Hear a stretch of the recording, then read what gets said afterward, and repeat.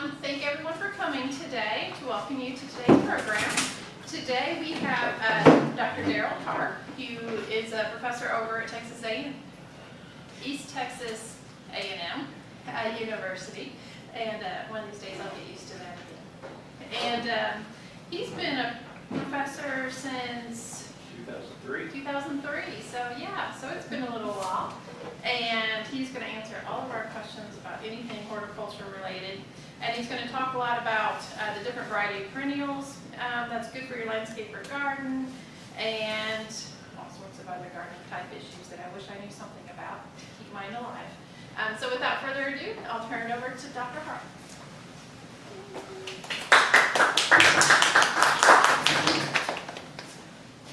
Thank you very much for having me, and thanks to y'all for showing up out here for this. This is information I'm lucky enough, I tell everybody, I said, I have the best job in the world. I said, I get to garden for a living. People pay me to do this. And I'm still trying to figure that out. And after nearly 40 years in the industry, I hope I have some information to share. It's what I like to do. I like seeing people's gardens become as plentiful and as beautiful as they like.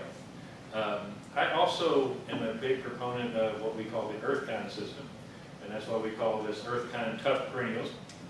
And because I want my plants to be beautiful in the summer, and I frankly just don't want to have to go work really hard to make that happen. I like finding those plants that are able to tolerate these conditions that we have here. And because this is Texas, we have a unique environment. It's tough to grow things, and so glad to do that. Other thing is, I actually feel incredibly lucky. I get to be the July, and so I get to do this just a few days before we celebrate Independence Day. So what a great place to be, and what a great place to visit before that happens. Let's see if I can make this work. Did you turn it? Oh, yeah. Okay. Now, first off, so what is EarthKind? EarthKind is a system that was developed by a good friend of mine, Dr. Steve George, and several other people, and now it's countless people across Texas and across the U.S. This system, this is a landscape management system. And what we want to do is we want to amend the soil, we want to build a healthy soil, and then we want to select the best plants that we can find to survive in those conditions. Now, I don't expect people to abuse plants like we do. Generally, whenever we go into an EarthKind plant trial, we go in and we'll amend the soil, we'll do the changes that we want to do. The first year, if that plant gets all the water it needs to be established. Year 2, it gets shut off.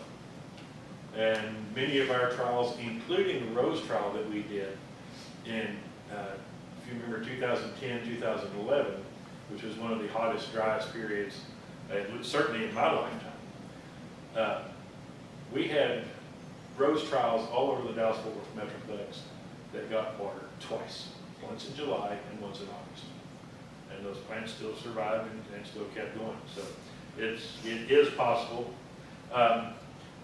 EarthKind, we want to have beautiful landscapes. We want to minimize input into landscape. We use synthetic fertilizers and pesticides unless we have to. Okay?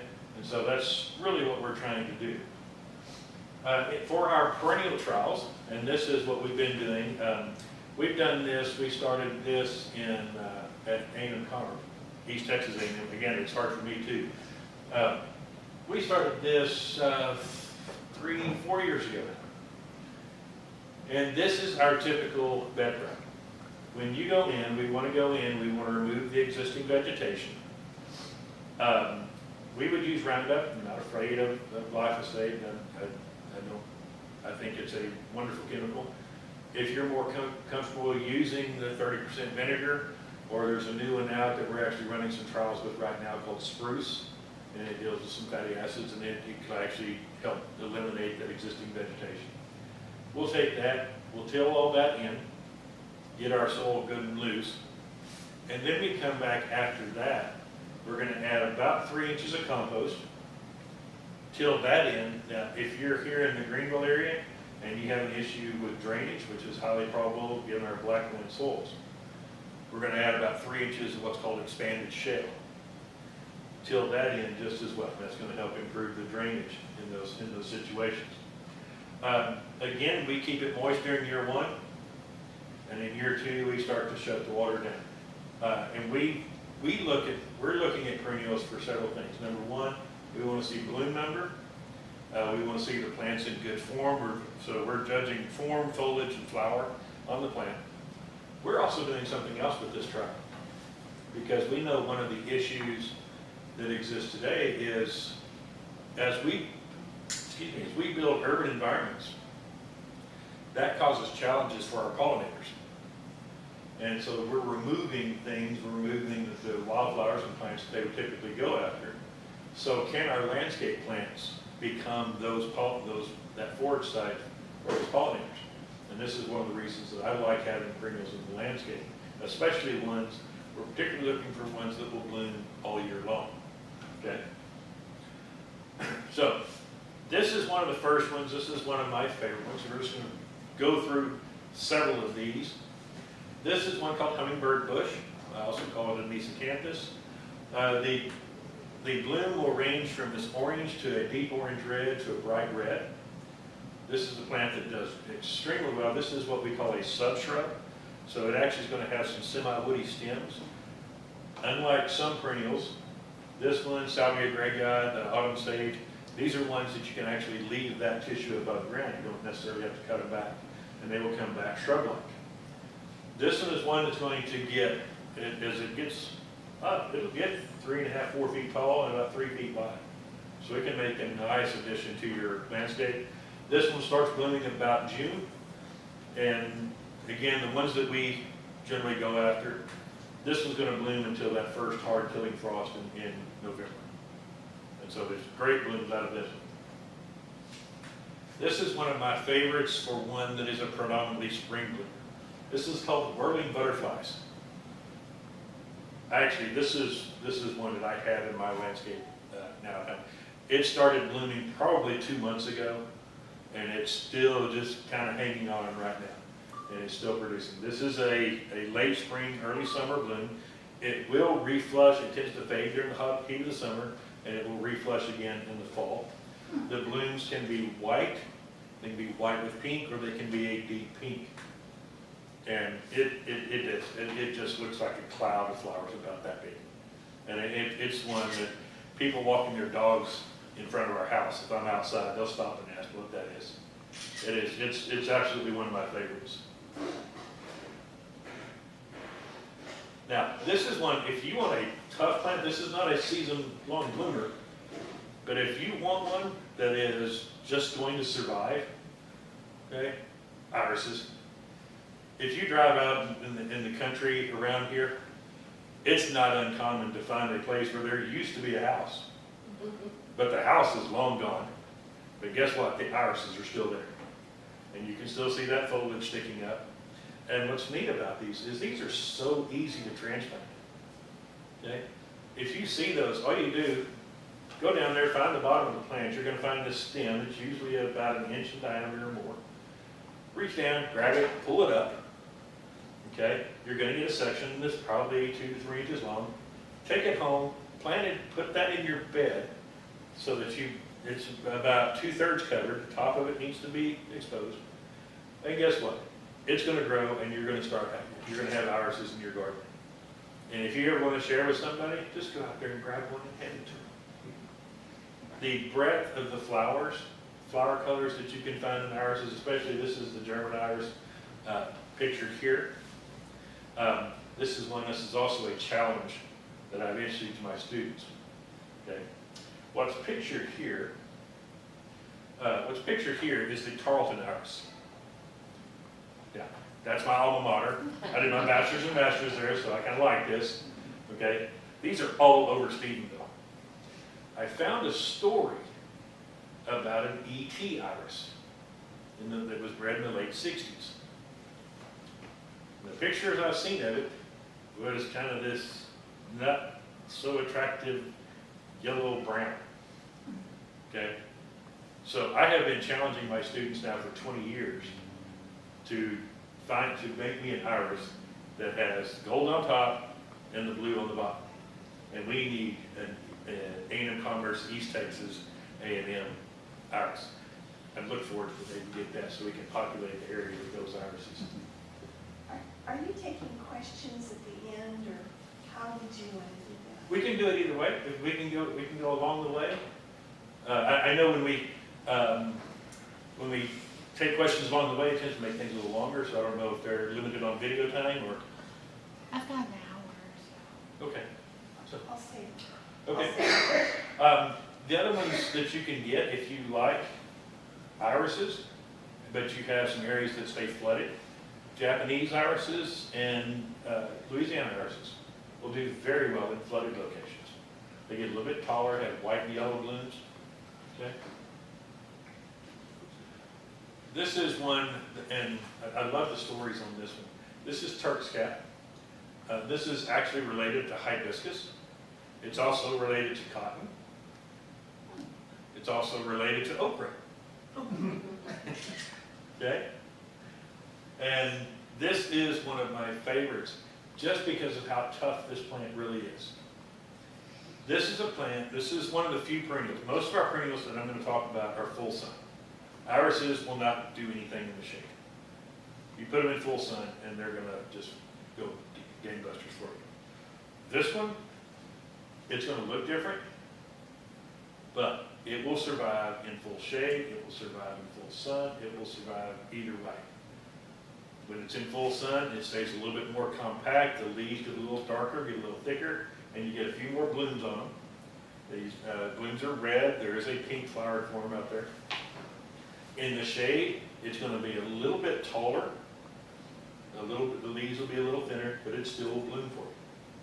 And so this is one that's a great thing to have in our landscapes because we like to see things repeated in our landscapes. Okay, that kind of helps the flow when we're designing things. And we have these, sometimes if we've got something only in one spot and it doesn't look right. So if we can transition into a shady spot with this, then this is a good one to use. We did some trials with Pam Puryear. It did just fine. That's the pink flowering form. We also trialed Big Mama, which has a larger flower. The jury is still out on it. It did not survive in our gardens. And I don't know why. It did not survive. Now, one of the things that is interesting about this one is really liked by a lot of different pollinators. And one of the funniest things to see is to come into the garden and you're looking and seeing what's going on, and you see this bumblebee that is buried into the flower, and all you see is his tail end wiggling as he's feeding on the neck. And so it's great to have that around. This is another one that I have at home. This one is just absolutely exploding right now. This is the Muy Grande. This is also what we list as a Texas Superstar. Texas Superstar is a designation given by A&M AgriLife Extension Service as an outstanding perennial plant for us to use in Texas. Those blooms, the ones on my house right now are about a foot across. And I am just shocked by how many blooms it makes. The other thing that's interesting on this, on Turk's cap and hibiscus, the flowers are edible. I'm not going to say they taste good, but they're edible. Okay, if you need a little bit of extra addition, something to throw into a salad, and just for a little bit extra color, the fruit on the Turk's cap is also edible. Looks like a little red apple. Okay, does not taste that way. Okay, there's other ones that are out there, flares or Baltimore's. There's some other big identified hibiscus that I like. Okay. This one is an interesting one. This is one that I will call the ugliest plant that will always be in my landscape. This one is a special plant. When it's not in bloom, it looks like you're growing something for the cannabis industry. Okay. But when it does bloom, you get these very large, very beautiful blooms. I'm going to be honest with you. It generally is on top of some fairly sparse, fairly poorly leafed out stems. Okay, they tend to be a little bit thin. But hummingbirds absolutely love this plant. We have them planted at the Plant Science Center in East Texas, right in front of the windows, so that we can sit there and we can watch the hummingbirds when they come in, and they will always come in and feed on these. And so, again, don't put this one out in the very front, okay, because it does look a little weedy, but when the blooms are there, the hummingbirds will absolutely come to this. And it's incredibly tough. It's west facing in our landscapes. It never gets any water. I mean, we literally do not water that side of the landscape. And it does just fine. This is one, if you're looking for a ground cover to double as or a perennial to double as a ground cover, this is a great plant. This is Walker's Low catnip. Now, this is catmint, not catnip. Okay, they will like it, but the cats will not be rolling around in this, okay, like they will catnip. This has a low-growing foliage. It generally stays in our plantings about 12 inches tall, but it will spread out.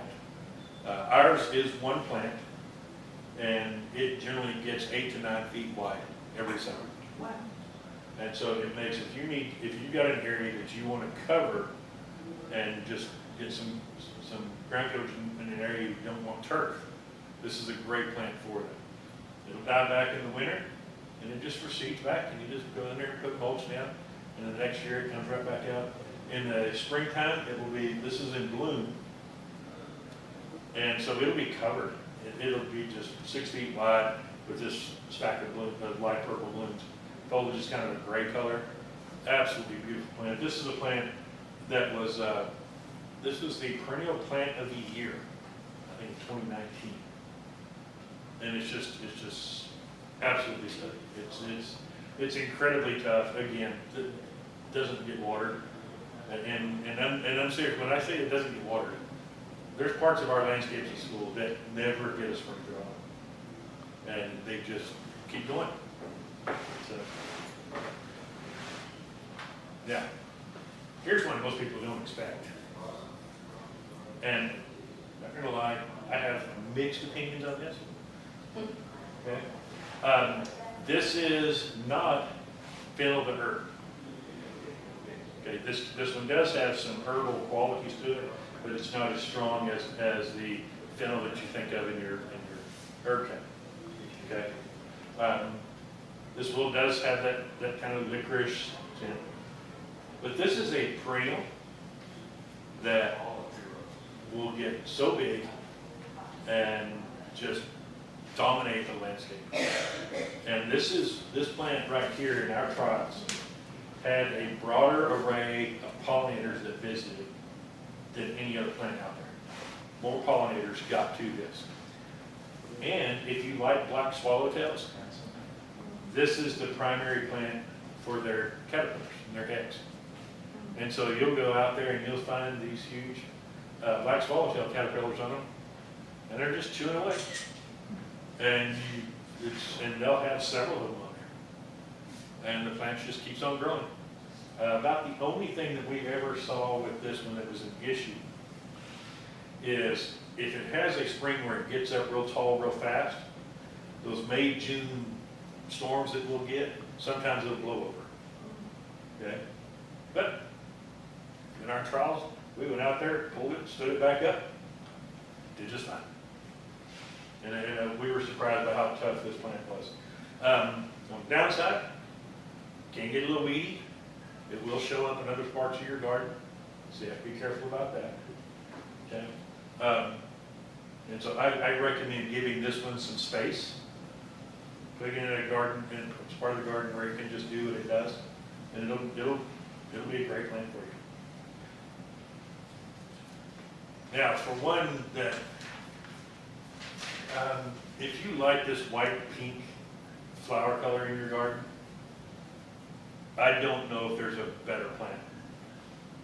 This one has the intensity of flower that we think of in a plant, in an annual that's a foot tall. This is a perennial that's 3 feet tall. and those flower clusters will be like this. It's the heads of those flowers are just, this is at the trials in McKinney, this was rated as by far and away the #1 herbaceous spring. This is the one that we did bring back. We have these over in our trial gardens now, and just it's amazing how beautiful they are. This is one, and this is going to start blooming for ours. They started in May, and they'll bloom all the way until we get a hard killing frost. And so some years it'll be well into December. It's amazing what these plants do. And now we come to what are really, if you wanted to do a garden in just one genus, one group of plants, the salvias would be one to go with. There is so much variety here. There is so much durability here that these are great plants to go find. So this is the first one. This is one I like. I like having it in the landscape just because of the fragrance. This is one it does get a little sun bleached, so it does look a little bit better where we can give it some afternoon shade. The red flower color is not the brightest red. It kind of fades, especially in the summertime. But when you walk by this and you brush by it, you will smell pineapple. And I had this, I first learned this plant when I was working at Weston Gardens in Bloom in Fort Worth back in the late 80s. And we would intentionally put this next to where people would walk because they would brush by it and they would stop and turn around and find out, so what is that? And they would end up buying it. And downside is it is tender, so there's a chance it may not come back. When we have it in our gardens, we generally will take cuttings late season and grow some new ones in the greenhouse. And so we like having that. But that's, the fragrance is just crazy. This is one that is probably one of the most widely adapted species and has a lot of variety here. This is the mealy-cut blue sage.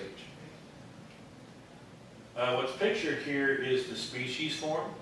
Tends to be about 18 to 20 inches tall. Great blooms. We used to use these as borders. So right along the edge of a bed, you'd have like a row of liriope or monkey grass, and then have these right behind them. Made a really nice border along the way. And then my good friend,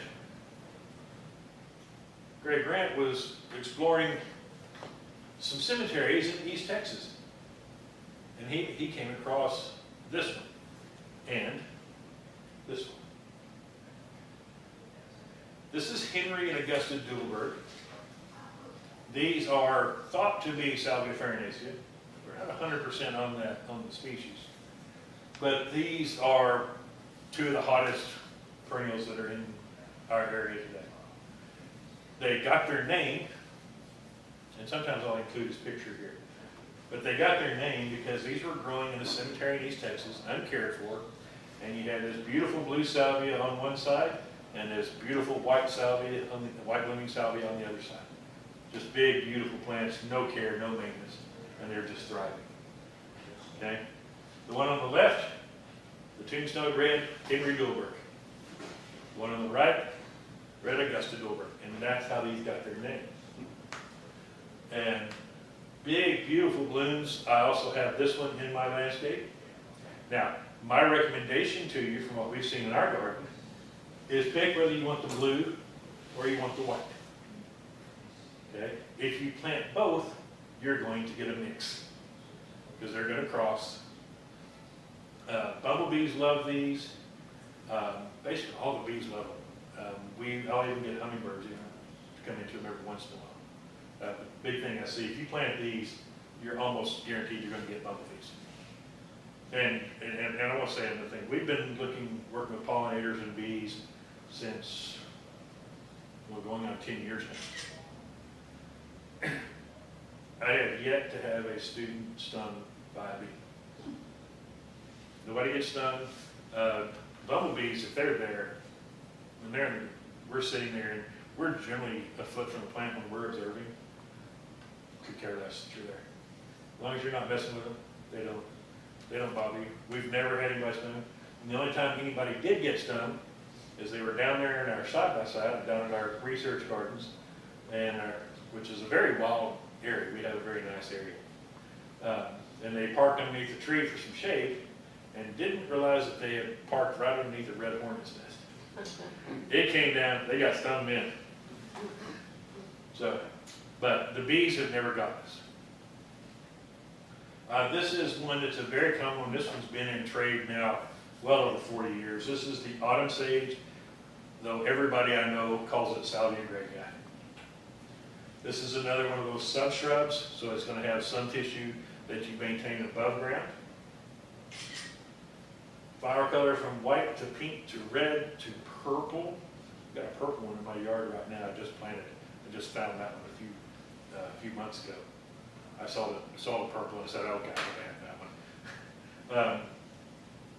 This one will start blooming in April, and again blooms all the way. Most of the time, we'll get April to December out of these. They're just amazing. This one might be another one of my favorites. I had one in my backyard. This one probably attracts the hummingbirds as well as the Texas star hibiscus. I get these all the time. Right outside my back window, I have this Salvia antica. It's also known as the anise sage. And then there I have a red yucca right next to it. And so we get hummingbirds every morning. Go out there like clockwork. Big flowers maybe 2 inches long. And the one that I have and the one that's pictured here is one called black and blue. The base of the flower is black. The flower is that deep royal blue. There is a new one called Costa Rican blue that I have in our trial garden now. Has a slightly different blue with a little bit of a purple hue to it. And then I have another one called Amistad, which is Spanish for friendship. And it has a deep purple flower. All of them do very well. One of the interesting things, though, is bumblebees love these. Carpenter bees will come into these. Hummingbirds love them. Your moths and butterflies will feed on these. Honeybees do not. Interestingly enough, this flower and several of the salvias actually have a lever in the inside. Okay? And that lever, the nectar is back here. So the bumblebee comes in, he's strong enough, he just lifts that lever up. Well, what happens is the stamen are dropping pollen on his back. Okay? And that's how the pollen's getting deposited. A honeybee, or a butterfly, has a mouth that's like a straw. So it comes in and just goes around it. Okay? The hummingbird is, of course, with the beak strong enough to do it. Honeybee comes in, it's not strong enough to move that lever. So it has to go around the outside, and you can see the base of that flower. We actually had honeybees feeding on the outside of that, so there must have been some nectar getting out to the outside of that last year. So it's really interesting. This is one that if you like the Henry Dulberg, you might want to give this one consideration too. This is Indigo Spires. The bloom spikes on this can be up to 1.5 feet long. The whole plant itself will be 4 feet. Blooms it all. This one, if you've got a place where you want a lot of color, kind of a small perennial hedge, this is a great one to use. Those bloom spikes are just unbelievable. See how big they are. There's another one called Mystic Spires. If you want something a little bit smaller, similar effect. This is Mystic Spires. See how it's just a little bit more refined looking, a little bit easier. And one that I recommend because I love it, I consider this very perennial, or very tender here, In my gardens at the university, I've lost them every year. But my friends in McKinney, in the country, have had them since 2007. They even survived Snowmageddon. And I'm like, I don't know what I'm doing wrong because I can't grow them. This is one that so I use it as a big annual. It will get 3 feet tall, 3 feet wide. And if you're really lucky, maybe it comes back. I want somebody else to tell me it came back for him. And then of course this is one that if you ever want to be ready for making some breakfast sausage, or you want to be ready for dressing at Thanksgiving, there's an herb that we need all the time, and that's sage. And it is a beautiful plant in your gardens. And lots of people don't think about that. And I mean, it is a beautiful plant. Now, this bloom has these light purple flowers. Interestingly enough, in our Charles, it blooms about every other year. It did not bloom every year. I don't know what it was, but it grew just fine. It looks wonderful. And so there's lots of plants that we can have. All of the salvias can be used as herbs. All of them can be. But oregano, thyme, rosemary, the garden sage, all of these are great plants to have in the landscape. And they're very easy to grow. Now, if you're going to plant rosemary, put it in its own pot. You can't even believe how big rosemary will get. It's almost a weed. It will be so much bigger than you ever thought. Okay. This is one that I like. It's called the bog sage. We actually have this in trials right now, and I have it in my front garden. Big sky blue flowers. This will be about 4 feet tall. I'm trying it again because I knew this when I first started, and it dropped out of tray, and I never saw it. And so it popped up again. A friend of mine was growing it in Dallas, and so I got some plants from it.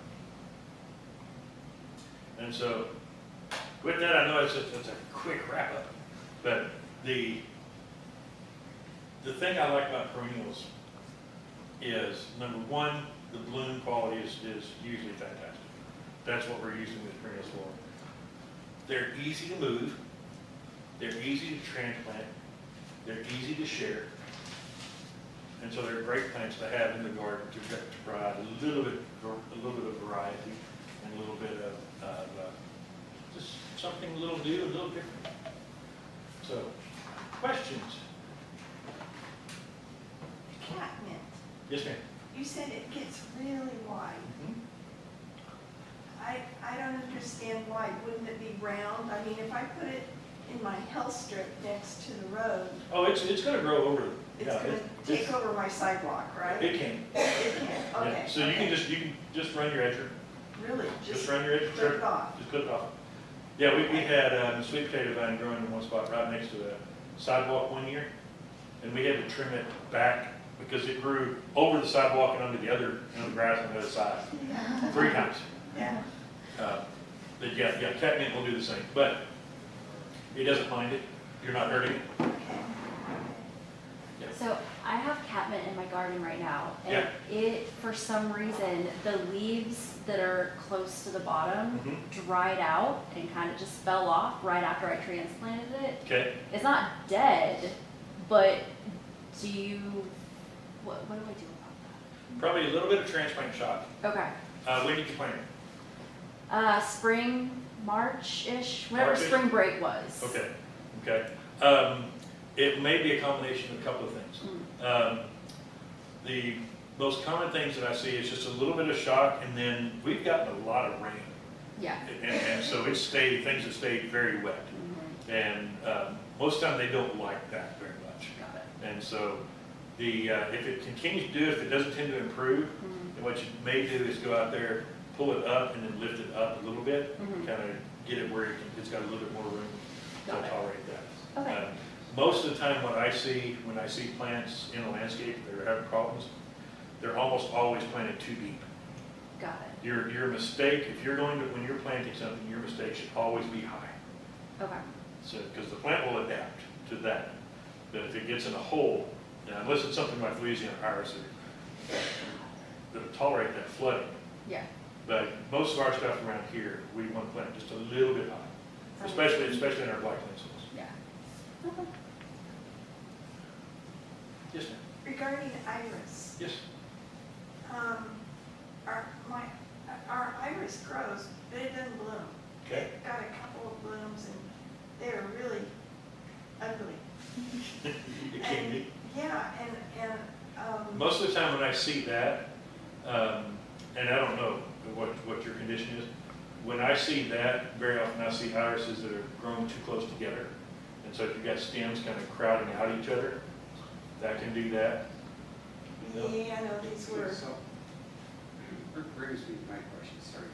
no, that's good. It is in an area that, yeah, when we get water, it floods, I got a front stream draining it. Right. That fills up too. So when you talk about digging down, where do you get that shell that you put in that 3-inch base? Okay, it's a good question. If you need a lot, you can go to Living Earth Technology, and they have now an office or they have a place in Roy City. Every once in a while, you can find it at the box stores, so Home Depot, Lowe's. But you can actually go to Living Earth Technology and buy it in a bag as well. So that actually would be my go-to, because I know they have it, and they do sell it in bag quantities.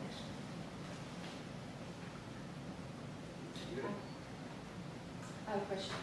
I moved into a house a couple of years ago, and slowly but surely, a lot of things are dying.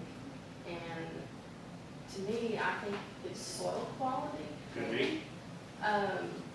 Like big, huge rose bushes are just dying off. Okay. And I don't know if it's always water or what's going on. Because I mean, it got a lot of water and it bloomed profusely, and now it just died. And all the little leaves got yellow, and I don't know if a bug got it, or should I Okay. dig all that up, put new earth in, and then plant? You could, but you're going to need to be very deep in pockets to do that. And so we like to see people improve the soil. Okay. Adding mulch or adding compost can be a good way to start. Okay. And then making sure that you've got a mulch layer over the top of that. Okay. I like the stuff that's in the mulch pile that the Greenville Water Department, that Juice has. You go down there, back up to it, fill it back into your truck, and it's free. Sometimes if I've got a chipper, I'll run it through it again, kind of break it up a little bit more. But it's good mulch, and I love the price. Where did you say But- that was? I'm sorry? Where did you say that was? It's next to the water treatment plant out on the north side of town. Okay. If you're going out,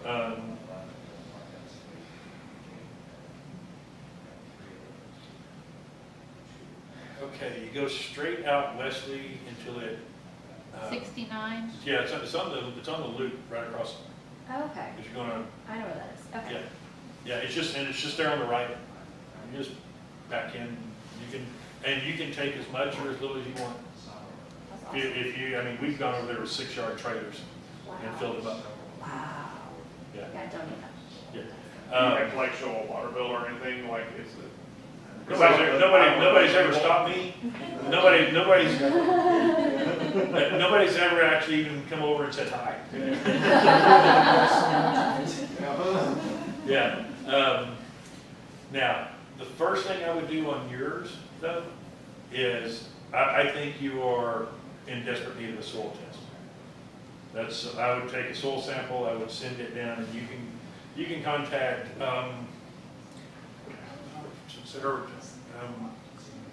I forgot who's working down there. She got her, won't make on her name. She's gonna kill me here. But the Hunt County Extension Office, Okay.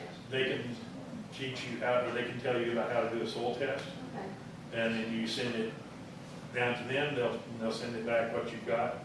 Whether it's like alkaline or acidic. They'll do pH, nutrition, everything that you want to know. And it's a good thing, it's a really good starting point. You're never going to go wrong adding more compost. I would make sure that you've got decent drainage there first. Generally, when we see things doing like that, especially with big rose bushes, Very often they're planted in too small a space, and they're asked to get a little bit too big, and so we have to watch that a lot. What rose do you know? Some big bush. Okay. So it could be, and because there's so many roses Some out big there. pink bush. Okay, The other pink one that's just like it is doing great. right? This one on the other side is doing horrible, and it gets more sun than the other one, Oh, that could be part of it. yeah. That could be part of it. So, More sun you can give roses, the better. The more air movement, the better. mm, And then it comes back to choosing the right rose for the right location. People want to plant knockouts. mhm. The single knockout, the regular knockout, is an 8-foot tall, 8-foot wide shrub. What's a knockout? Knockout is a series of roses that was released by Star Nurseries. Okay, so it's like a name, Yes, okay. and there's a regular knockout, which is a large red. You have pink knockout, which is a large pink. You have the double red knockout, which is a more manageable sized double flowered red. And then you have a double pink, which is a double flowered pink that's a little more manageable size. The double red and the double pink are the ones that I recommend for most home lawns. They're generally about 4 feet tall, 4 feet wide, and pretty easily managed. But there's no telling, there's thousands of roses out there, and so. One more question, how do you kill crepe myrtle? How do you kill crepe myrtle? Well, honestly, I've been working for so long trying to keep them alive. I've got one they planted in the middle of the yard, and I have a pretty maple tree, and it just keeps coming up in front of it and crowding it out. And I just want it gone. I keep cutting it, it keeps coming back, cutting it, coming back. Okay. When you cut it, this is, what I want you to do is I want you to go to box store, Walmart, nursery, go to Steve's, wherever. And I want you to buy a bag of fertilizer, Mhm. okay? If they've got ammonium sulfate, that's the best. You don't need a big bag. Ammonium sulfate will say 2100 on the front, okay? When you cut that stem off, Mhm. cut it down as flush as you can, and say if it's 2 inches wide, okay? What I want you to do is I want you to take a drill bit, and I want you to drill a couple holes into it. Okay. And then I want you to fill those holes with the fertilizer. Okay.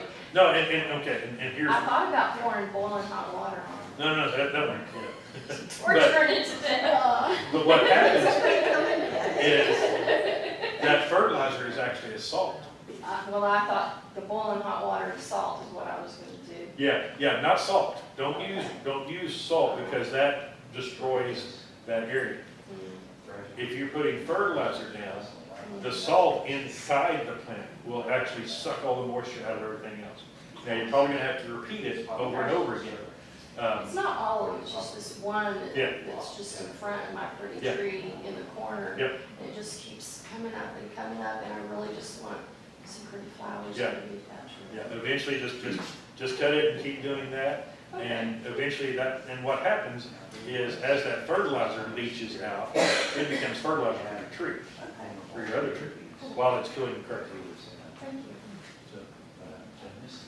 Yes, sir. I've got an area next to my air conditioner. Yes, sir. And we have a big air conditioner, and it probably pumps out like 4 or 5 gallons of water a day. Oh, okay. During the summertime when it's running, Right. 20, 30 hours out of 24. Right. What would be some good plants to put kind of in there? Because it's clay, it's a heavy clay soil, but it stays waterlogged. all Where the it's time. staying waterlogged? Yes. Okay. Yeah. Like it's not standing, I don't think it's not standing water, but it's just always wet. Right, okay. Some plants that you can go with that I recommend for those situations. If you're looking at perennials, that bog sage Okay. will do well. It's hard to find. Louisiana irises will do well there. For small trees, things like vitex Okay. will do well there. Yopond's a maybe. I don't think Yopon really likes wet feet that well, that much.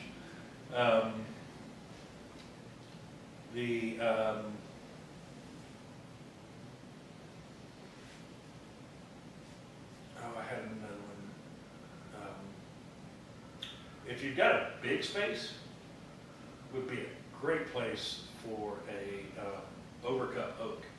If you can find, if you want a shade tree there. Yeah. Overcup oak loves flooded spots. Okay. It basically is, bur oak likes dry sites, overcup oak likes wet sites. Okay. And so if you've got that, that would be one. Other plants that are more tolerant of the wetter sites, things like oak leaf hydrangea, if it's shade. You know, it's on the west side of the house, and so it gets. Oh, west side, it gets- okay, it okay. gets quite a bit of sun. Okay, so it needs to be super heat tolerant, super sun tolerant, and Preferably. frankly, at some point, you're planting honey locust. Yeah. Okay. That's a tough location. Yeah. Now, if you're looking at that much condensate, might also want to have your HVAC folks come out, Yeah. because mine was doing that, and I realized I had a condenser that wasn't working the way it was supposed to. It's a 2-year-old system, so it should Is still be it? good. Okay. Yeah. Okay. Other questions? This is the kind of stuff I can do all day long. Let's go back to killing stuff off. Okay. I have a Chinese tallow tree that was cut down, Yep, stump ground. yep. They even cut out some of the root. Yep. Stuff's still growing back. What can I do? Move? No. Chinese towels is the one that was growing that flooded spot. It just, stuff pops, it pops up. What you probably have is a pretty significant seed storage. You've got a pretty significant seed bank, and they are pretty prolific. So you can use, most of your broadleaf weed killers will work on that.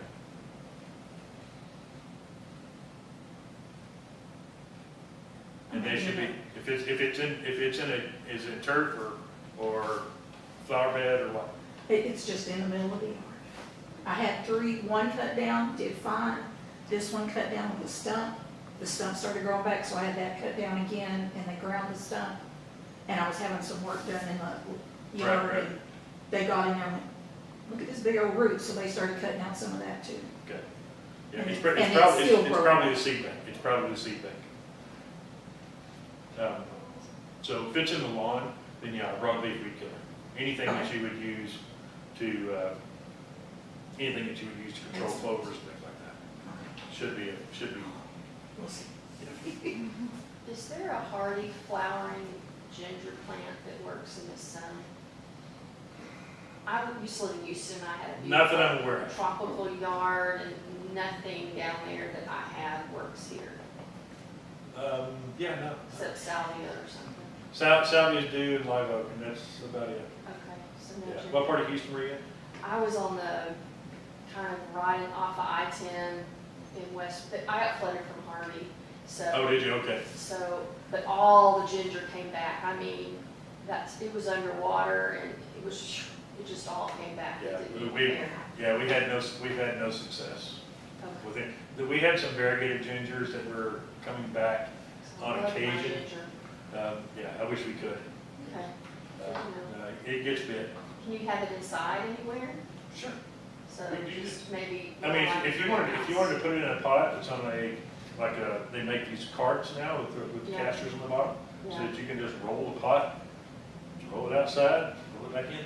I mean, that's what they do with the oranges at Versailles in France. They've got orange trees, they've got them in big pots that they roll, They're rolling it out. and they, like 280 some odd trees. And every winter before the freeze, they roll them in, Wow. and they keep them in the greenhouse, or what they call the orangery, all winter. And then next spring, when it's warm enough, they bring them all back out. Yeah. And they have oranges and lemons and limes. And I've been thinking about taking out my pool and doing a greenhouse instead. that would work. Pool's pain. Yeah, that would do it. Yes, sir. I have a sunshine ligustrum, Yes, sir. bush. Parts of it's dying, and I guess parts of the leaves look like they've been cut by a worm or something. That's And, interesting. Yeah, I didn't know we had anything eating those. well, I can see little black droppings on the leaf that you can shake off. Okay, yeah. And I sprayed neem oil on it several times, it doesn't do anything, so, Neem oil, I haven't had real good success with. okay. I wish I wanted it to work better, but Yeah, I haven't had real good success with neem so what do you suggest? oil. Like I said, I didn't realize we had anything eating those, because I've seen, Yeah. they're so widespread, and it's such a good little plant. It's a lot better than some of the old variegated privis that we used to use, didn't get nearly as big. But if you're getting something that's eating it like that, Yeah.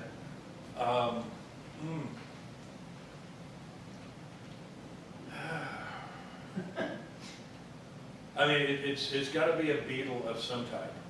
I've got some demon stuff that kills fire ants and stuff. Would that work? Or maybe mix it 2 ounces of a gallon of water? The problem is they're probably transient. They're probably just coming, chewing, and leaving.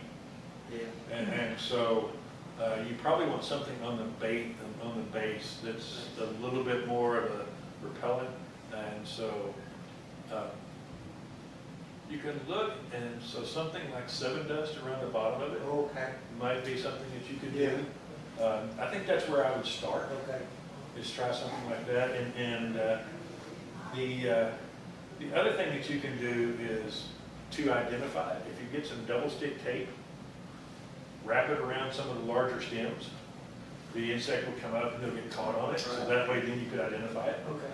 and then be a little bit more successful in Okay. trying to get it. Yeah, because it's tough Yeah. because I can't imagine slugs or snails getting up into something like that. That's pretty off for them.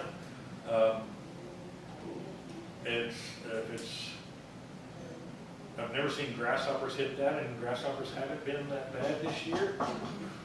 Just knocking on wood. I want it to stay that way. How about a spider mite? I do see some small Spiders? berries sometimes. Okay, if you've got some webbing in there, now spider bites, you won't see the chewing. What you'll see is the leaves will have kind of this yellow stippling, looks like it kind of okay? If you've got spider mites, then that's a completely different matter. And I don't know what's available over the counter to be effective on those. Fire. Yeah, All about destroying the.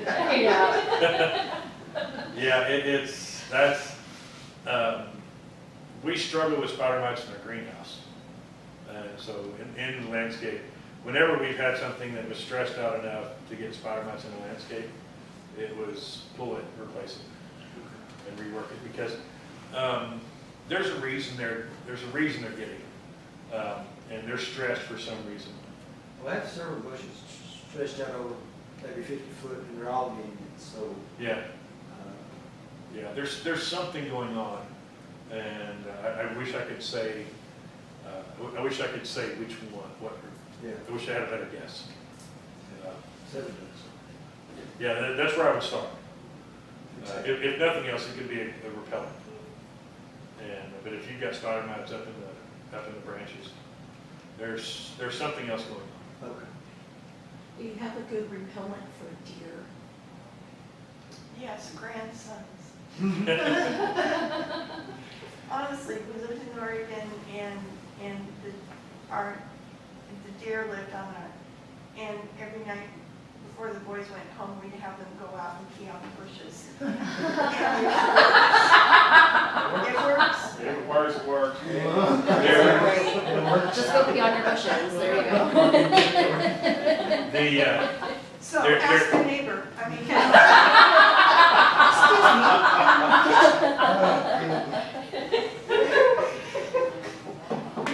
In the event the neighbor's peeing on your bushes doesn't work, there actually is a product that simulates that. It's called, and you're gonna have to go online, go to Amazon. It's a product called Shake Away. Shake away. Shake. Shake Away. Okay. Ask me where they got the name. I'm not worried about it, but one there. Don't even Okay. ask. It is granulated fox urine. Okay? And you take it and you shake it out around whatever you want to protect. And I've used it to, I have a vegetable garden in my backyard, That's, okay? that's. And my wife loves the rabbits. Does it work for rabbits? It works very well for rabbits, Excellent. okay? And so, yeah, I'm on that balancing act. Don't do anything to hurt the rabbits. Yeah. But honey, I bought this BB gun for a reason. But I've used the Shake Away. It's very good. It's very good at rabbits. It's very good at rats, and I suspect it would be very good with deer as well. How about armadillos? Armadillo, just, Would it work? I believe so. I What believe so. about snakes? Yeah. I don't have any information on snakes. Yeah, I don't have any information on snakes. What about a good, is there a good ground cover in lieu of putting mulch in your, beds? Like, can you do something that's just gonna fill up with the greens that will protect your plants rather than using mulch? Green is going to protect your plants? Yeah, or just cover keep the moisture Take up in, the space. black, To cover up the soil. mulch. Okay. But Oh, you okay. don't have to have, I That's- don't necessarily like the look of mulch, I want I understand. it green. That's a great question. The biggest challenge that you have as our most effective ground covers are very aggressive. Very So they tend aggressive. to grow over Everything. other things. Okay. Okay, so for example, if it's in the shade Okay. and you plant English ivy, okay, small, slow children disappear. Okay. No, it grows very fast. So my grandmother used to have some in the backyard. It was a really pretty little low, short leaf. There are some very nice native ones. Okay, Yes. plants like horse herb. Horse herb is a great one for full sun. There are some ground cover sedums, like Mexican sedum, Mhm. does extremely well in a place like that. I like Lincoln Major for that situation. It doesn't like full sun. It will kind of burn a little bit in full sun. Well, it doesn't burn. Horse what? Horse herb. And then what was that? I forgot. Vega and. Lincoln Major, horse herb, and I don't know.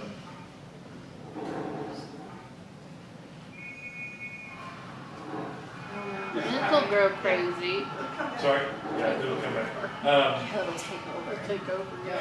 There's a My mother little made that. yellow flowering one that I think that I've had grown native in my landscape, and it did extremely well.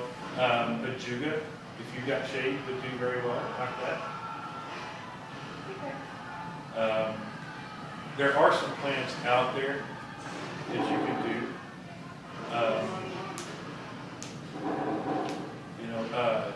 One thing I did mention is our daisies like Oxeye and Shasta. Those are evergreen. So you can plant those, and you can use those as a ground cover for the seasons when they're not in bloom. Black-eyed Susans are just amazing. Yes, they are. Oh my word. And they're taking, they are becoming an edge. It's really beautiful. Black-eyed Susans, I love when they're in bloom. My experience with them is they tend to be fairly short-lived, but they are prolific reseeders. So if you've got them in an area where they're going to drop their seed and keep growing, then they'll do great for you. They seem to bloom all the way. Our stuff is pretty young. We bought a new house with an empty yard. Oh, nice. But When the blooms start looking bad, when I did have. Go out there and deadhead them. Something, things tend to come back. They do respond very well to deadheading. They do respond very well to deadheading. where do you get these plants? Like if there's one here that I'm really interested in, how do I find it? Do I just start calling around? Steve's nursery down 34 usually keeps a pretty good collection of things. Okay, He's the best bet in this area. okay. It's Honey Locust Farms in Royce City. They're on 276 Honey Locust Farms. They're on 276, and they're actually kind of between Royce City and Rockwall. And then there's Covington Nursery in Rowlett. Covington's probably going to have the widest selection of the things that I've talked about. Covington's has a tremendous selection. It's a little bit of a drive, but they have a great selection, and they're great people to work with. What about a little ways north of here? I work in Paris, I live. You know, I think Josh still maintains a little bit with his Red River Outdoor. Okay. I don't know what kind of selection he has. Okay. His landscape side of things has seemed to have taken off Okay. a little bit. And I wish I knew. There's places up in Bonham, there's places up in Sherman, there's places out that direction. I'm just not as familiar with. I wish I was. But any other questions? Just Are you recording this for publication? I believe she is. Okay, so how would we get a copy or? That would be her. YouTube. Oh, You can okay. just watch it on our YouTube channel, on museum's YouTube channel, On where? our YouTube channel. Okay. Any other questions? Oh, I have one more question. Okay. How do I keep the grass from growing into my garden bed in the front yard? We planted in the spring, and then the boys did not take care of the yard very well. And so the grass grew all into my flower bed. And once a week I go and just pull whatever else has popped up after I did a really good go through. Am I just doomed to be out there once a week for the rest of my life pulling grass out of my garden? But Or doomed might be strong. okay. What Yeah. what I like to recommend is, and what I think looks the best, is you do what's called a shovel edge or a cut edge garden. Mhm. And basically what it is, flat blade shovel or a straight spade, Mhm. straight down and then curve up. You're down about 2 inches. Mhm. That allows the mulch to come in. Then once you get that cut and you get that edge established, Mhm. then you can go by on a weekly basis and run your edger just like you're doing right against your curve. Okay. And that will maintain that bed. That will maintain that bed. Does it mean you're going to be free from hand pulling? No, that's not going to happen. Bermuda grass is both the blessing and the bane of our existence. Yeah, we did initially do the straight edge, and then we put some bricks around it, and it's Right. still just solid in there. It doesn't, and again, all it takes is one seed to germinate, and then that stops. Welcome to my life. Yeah. I honestly think Bermuda grass could root on concrete. I bet it would be close. Yeah. It likes little in between. A little seed germination. Yes. It'll find a space, it'll do it. We'll do that. Plants are very strong that way. So, again, thank y'all so much. I enjoyed this conversation. Thank you.